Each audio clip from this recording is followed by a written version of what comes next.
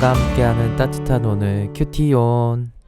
여호수아가 아침에 일찍이 일어나 백성을 점호하고 이스라엘 장로들과 더불어 백성에 앞서 아이로 올라가매 그와 함께 한 군사가 다 올라가서 그 성읍 앞에 가까이 이르러 아이 북쪽에 진친이 그와 아이 사이에는 한 골짜기가 있더라. 그가 약 5,000명을 택하여 성읍 서쪽 베델과 아이 사이에 매복시키니 이와 같이 성읍 북쪽에는 온 군대가 있고 성읍 서쪽에는 복병이 있었더라. 여호수아가 그 밤에 골짜기 가운데로 들어가니 아이 왕이 이를 보고 그 성읍 백성과 함께 일찍이 일어나 급히 나가 아라바 앞에 이르러 정한 때에 이스라엘과 싸우려 하나 성읍 뒤에 복병이 있는 줄은 알지 못하였더라. 여호수아와 온 이스라엘이 그들 앞에서 거짓으로 패한 척하여 광야 길로 도망하며 그 성읍에 있는 모든 백성이 그들을 추격하려고 모여 여호수아를 추격하며 유인함을 받아 아이 성읍을 멀리 떠나니 아이와 베델에 이스라엘을 따라가지 아니한 자가 하나도 없으며 성문을 열어놓고 이스라엘을 추격하였더라. 여호와께서 여호수아에게 이르시되 내 손에 잡은 단창을 들어 아이를 가리키라. 내가 이 성읍을 내 손에 넘겨주리라. 여호수아가 그의 손에 잡은 단창을 들어 그 성읍을 가리키니 그의 손을 드는 순간에 복병이 그들의 자리에서 급히 일어나 성읍으로 달려 들어가서 점령하고 곧 성읍에 불을 놓았더라.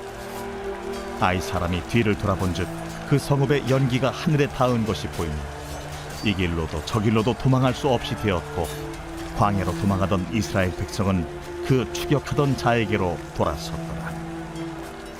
여호수아와 온 이스라엘이 그 복병이 성읍을 점령함과 성읍의 연기가 오름을 보고 다시 돌이켜 아이 사람들을 쳐 죽이고 복병도 성읍에서 나와 그들을 치매 그들이 이스라엘 중간에 든지라. 어떤 사람들은 이쪽에서 어떤 사람들은 저쪽에서 쳐 죽여서 한 사람도 남거나 도망하지 못하게 하였고 아이 왕을 사로잡아 여호수아 앞으로 끌어왔더라.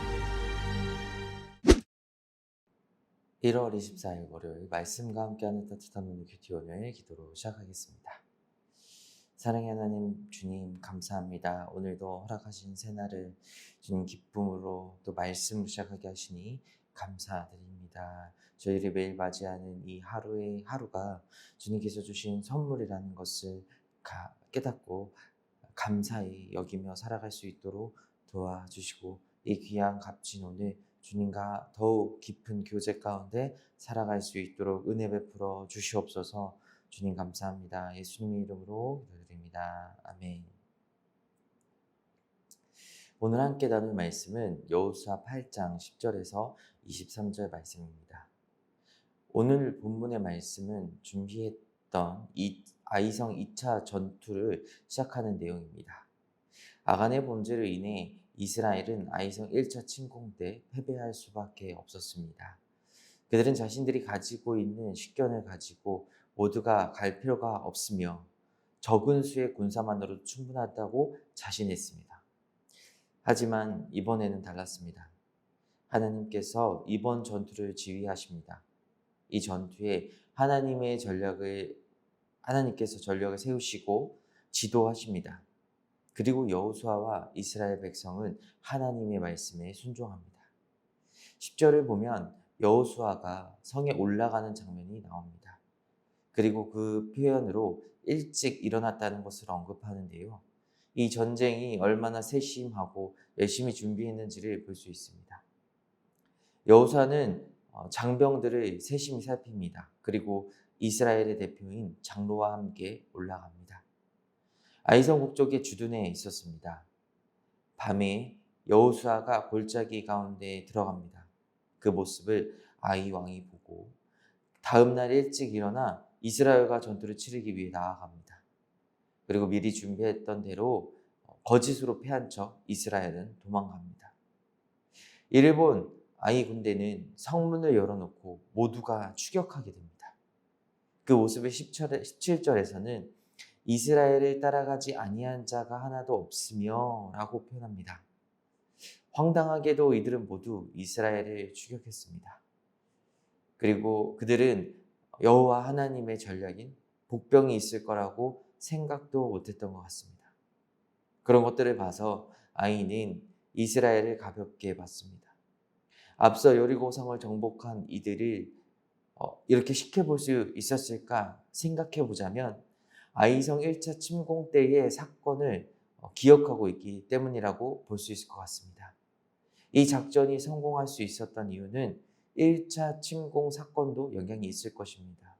1차 침공 때 패배하게 된 이유가 무엇입니까? 바로 아간의 불순종이었습니다. 그리고 그에 따른 결과였습니다. 사람이 죽었던 일이 일어난 사건이었습니다. 어떤 것도 취하지 말아야 하며 하나님께 드려야 하는 것을 아간은 욕심으로 숨겼고 그 결과에 따른 1차 침공의 실패와 슬픔이 따라오게 되었습니다. 비록 하나님의 말씀에 순종하지 못한 결과였지만 하나님께서는 이 결과를 통해 승리로 바꾸시는 일을 만드셨습니다. 우리의 삶의 모습은 어떻습니까? 언제나 승리합니까? 언제나 순종합니까? 그렇지 않습니다.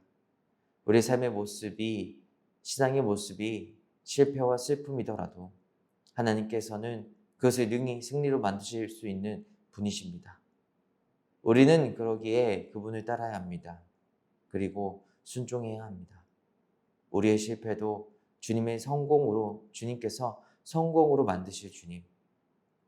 소망하며 우리 모두가 주님께 순종하는 오늘 하루의 삶을 사시길 축복합니다. 오늘의 묵상 질문입니다. 하나님의 말씀에 순종하지 못했던 적이 있나요? 하나님께서는 그것을 어떻게 승리로 바꾸셨나요? 함께 기도하겠습니다.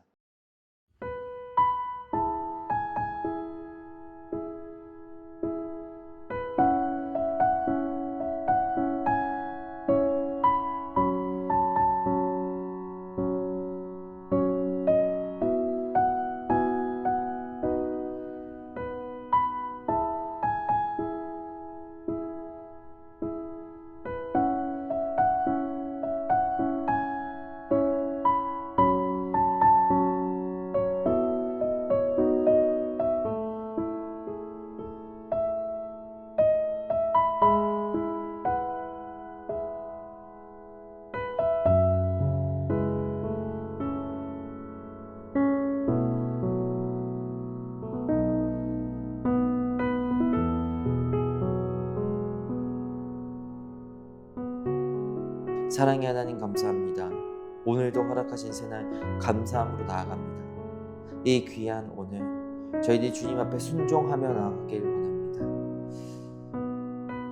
이스라엘 백성에게는 실패고 또 슬픔의 사건이 주님께서 손드셨을 땐 그 사건을 이용하여 승리로 만드시는 분이심을 오늘 말씀을 통해 함께 나누게 되었습니다. 저희들 가운데 주님의 말씀에 순종하지 못하고 우를 범했던 적이 있나요? 주님께서는 그것조차도 승리로 만드시는 분이신 줄을 믿습니다.